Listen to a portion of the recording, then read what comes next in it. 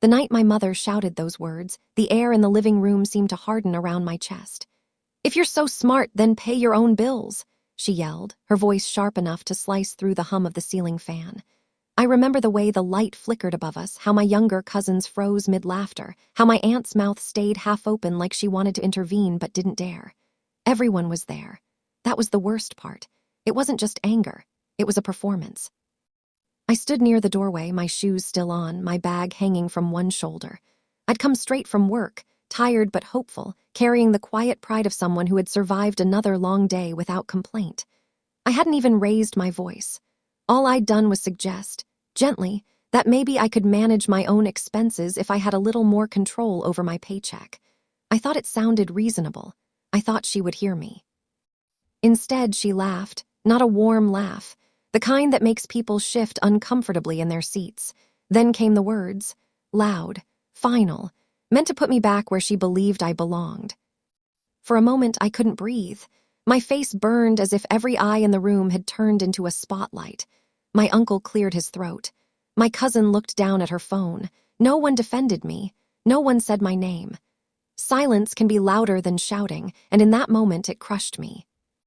My mother went on, listing everything she'd ever done for me. The food, the roof, the sacrifices. Each sentence landed like a weight on my shoulders, pressing me lower and lower. She talked about bills, about responsibility, about how easy it was to talk big when someone else was paying the price. I wanted to explain that I wasn't ungrateful, that I just wanted dignity, but my voice refused to cooperate. All that came out was a tight nod.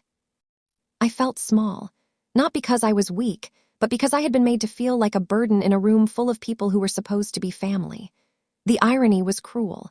I had been helping quietly for years, covering groceries when money ran short, fixing things around the house, staying late at work to make sure the lights stayed on. None of that mattered now. None of it was visible enough to count. When she finally stopped, the room exhaled. Someone changed the subject. A plate clinked in the kitchen. Life moved on, just not for me. I excused myself, my legs heavy, my chest aching with something that felt dangerously close to shame. In my room, I sat on the edge of the bed and stared at the wall. The words replayed over and over, each time louder than before. "If you're so smart, pay your own bills." I lay back and closed my eyes, letting the hurt wash through me instead of fighting it. I thought about all the times I'd swallowed my opinions to keep the peace, all the moments I'd stayed quiet because gratitude was expected, not mutual respect. That night, something cracked open inside me, not anger, not yet, but clarity. A dull, aching understanding that love with conditions was never really love at all. I didn't cry, I didn't shout, I didn't storm out. I just lay there, listening to the house settle around me, knowing that whatever came next, I would never forget the sound of her voice saying those words in front of everyone. And I would never again misunderstand what she thought my worth was. The humiliation didn't end that night. It followed me into the next morning like a shadow I couldn't shake off. At breakfast, my mother retold the story before I had even finished my tea. She laughed as she repeated her own words, exaggerating them for effect, as if they were a clever joke instead of a blade. "You should have seen the look on their face," she said to my aunt, shaking her head. "Kids these days think they know everything." I sat there, spoon frozen halfway to my mouth, feeling myself disappear again. My name wasn't mentioned, but everyone knew who she meant. My aunt smiled politely. My cousin snorted into her cup. No one looked directly at me. It was easier that way. I wanted the floor to open up and swallow me whole. Later that afternoon, more relatives came by. Somehow, the story kept resurfacing, each time dressed in new details that made me sound more foolish. According to her, I had demanded independence without earning it. According to her, I had rolled my eyes and spoken disrespectfully. None of it was true, but truth didn't matter when humiliation was the goal. I tried to defend myself once, quietly saying, "That's not how it happened." She turned on me instantly. "Oh, so now I'm lying," she snapped, loud enough for everyone to hear. That was it, the final nail. The room went still.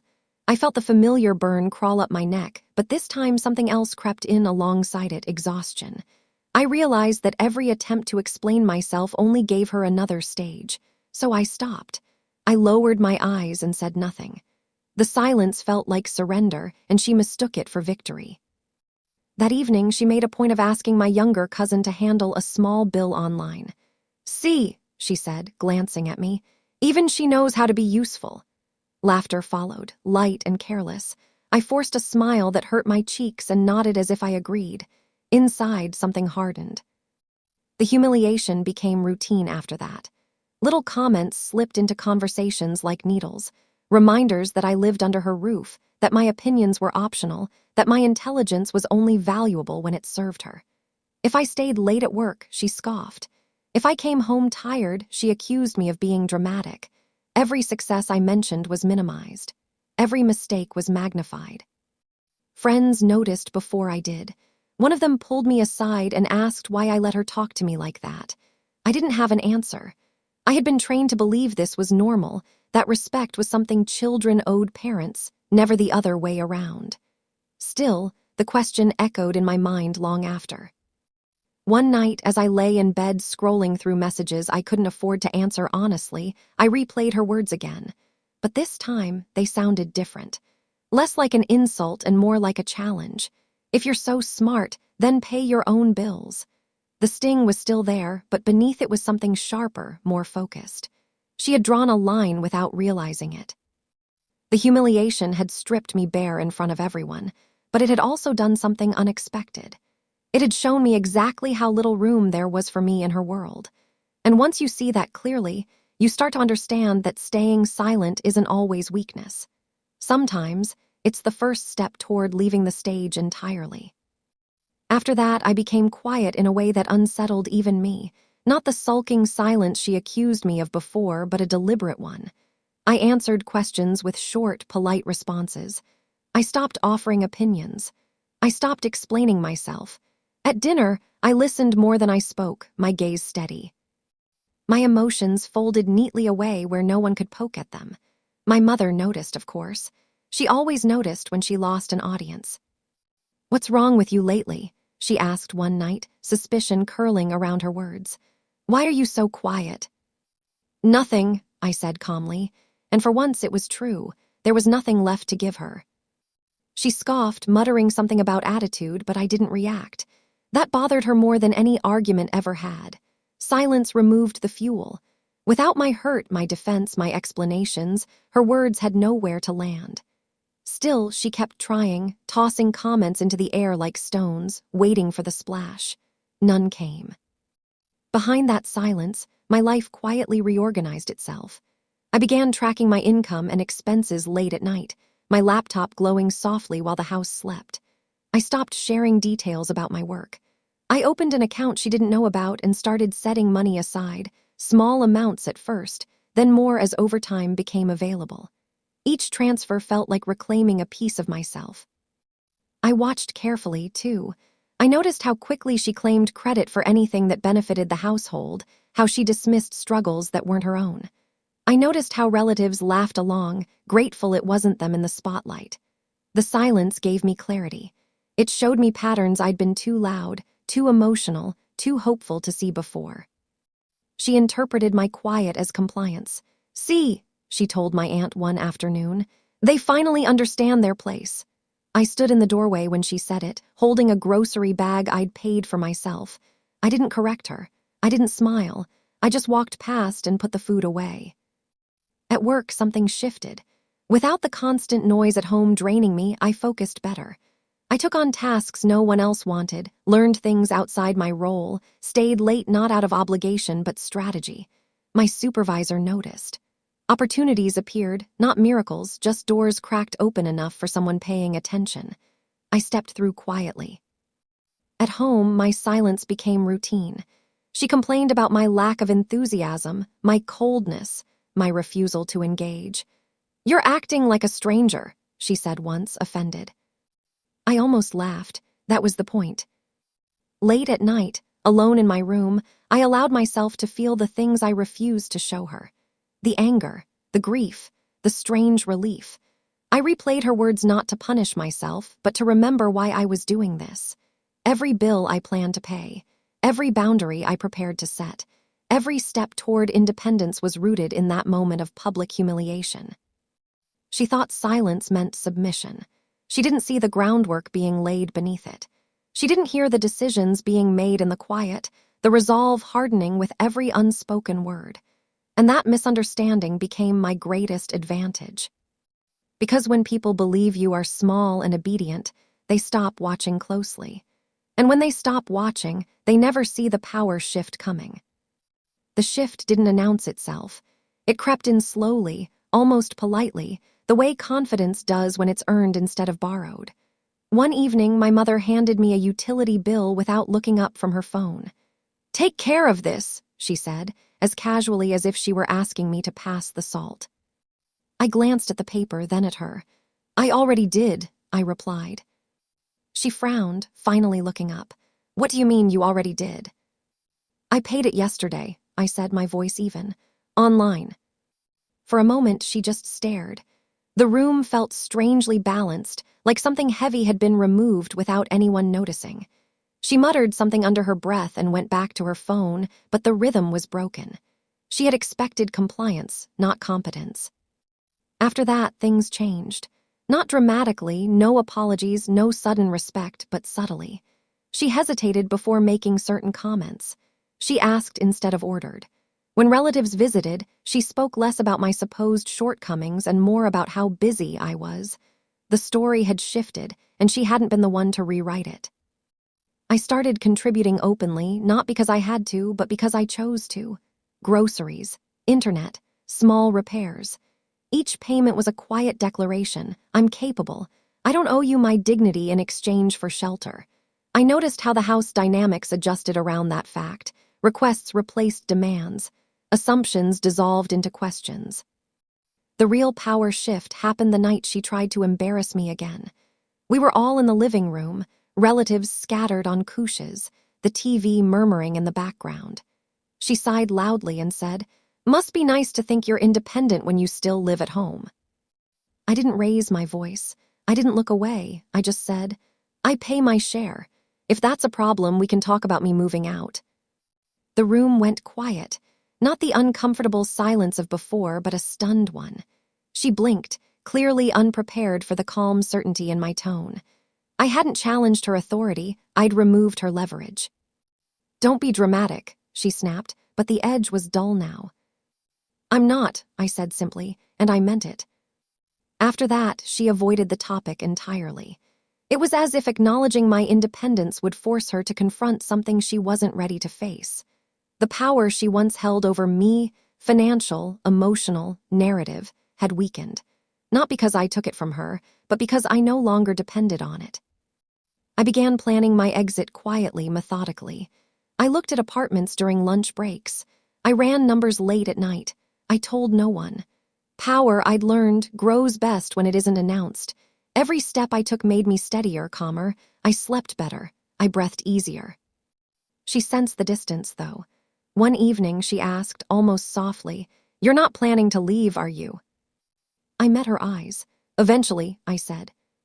She scoffed, but there was fear there too, thin and fleeting.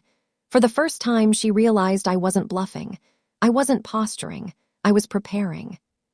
The power had shifted fully then, not because I dominated her, but because I no longer needed her approval to stand upright. And once that happens, the balance never truly returns to what it was before. Normalcy, which made it hit harder. One Saturday morning, my mother found an envelope on the kitchen counter with her name written neatly across the front. She assumed it was another bill and called out, irritated, "Why did you leave this here?" "So you'd see it," I said from the doorway. She opened it without urgency. As she read, her face changed, not anger first, but confusion, then disbelief, then something close to panic. Inside was a simple breakdown of household expenses, the portion I'd been covering, and a short note explaining that as of the end of the month, those payments would stop. Not because I was irresponsible, because I was moving out. "What is this?" she demanded, holding up the paper as if it had insulted her. "It's notice," I said. 30 days, I thought that was fair." Her voice rose instantly. "You can't just decide something like this on your own." "I already did," I replied, calm as ever. That was the moment the room tilted. The control she'd assumed was permanent slipped through her fingers in real time. She accused me of betrayal, of ingratitude, of being dramatic, selfish, influenced by outsiders. The words poured out, but they landed differently now.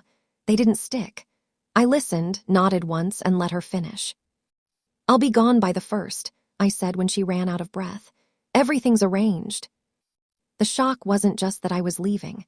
It was how little noise I made doing it. No threats, no tears, no last-minute negotiations. I packed my things over the next few weeks with quiet efficiency. Each box felt like a boundary solidifying. She tried to reassert control in small ways, commenting on my clothes, questioning my schedule, hinting that I'd fail without her, but the desperation showed. The audience she once relied on wasn't there anymore. Relatives reacted with surprise when they heard. Some asked why, some told me I should reconsider. A few stayed silent, suddenly aware that the story they'd been laughing at had another ending. My mother tried to spin it, of course. She said I was being stubborn. She said I needed space to learn a lesson. I didn't correct her. I didn't need to. The real shock came on moving day. I loaded the last box into the car while she stood on the porch, arms crossed, waiting for a final reaction. A plea, a fight, something to confirm her importance in my decision. Instead, I turned to her and said, "Thank you." She blinked. "For what?" "For teaching me I had to stand on my own," I said. "You were right." It wasn't sarcasm. That's what made it devastating.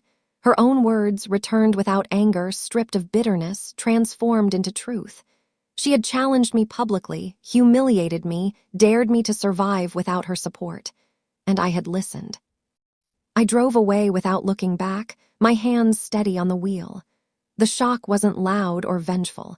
It was the realization, settling in her chest far too late, that her attempt to break me had done the opposite. She hadn't diminished me. She had funded my escape with her cruelty. That was the revenge, not ruin. Not revenge in the way she'd expect, just proof. Months passed before I truly understood what justice looked like in real life. It wasn't loud. It didn't arrive with apologies or dramatic confrontations. It showed up quietly, in ordinary moments that would have once felt impossible. I paid my bills on a small kitchen table in my own place, sunlight cutting across the floor like a promise. Rent, utilities, groceries, all mine, no one hovering, no one keeping score. Each payment felt less like a burden and more like proof that I had earned my peace. The words she'd thrown at me, "pay your own bills," no longer hurt. They had become neutral facts, tasks completed, boxes checked, life handled.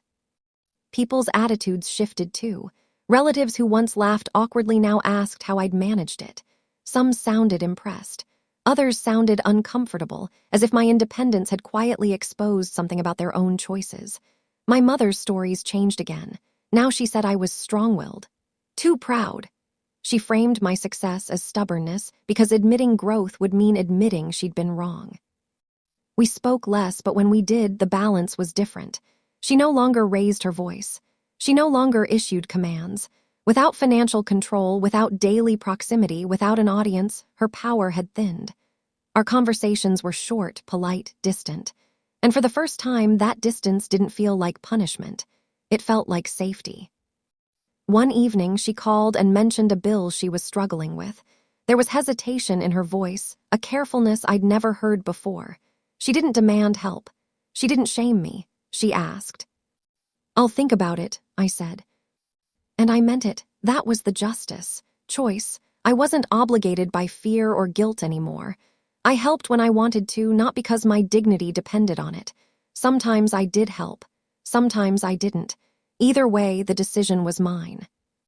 I realized then that the true moral balance had already been restored. She had tried to teach me humility through humiliation. Instead, she had taught me self-respect through pain. The lesson landed, just not in the way she intended. I thought back to that night in the living room, to the laughter, the silence, the heat in my face. I used to replay it with shame. Now I replayed it with clarity. That moment wasn't the proof of my failure. It was the starting point of my independence. The line where I stopped shrinking and started building. Justice didn't require her to apologize.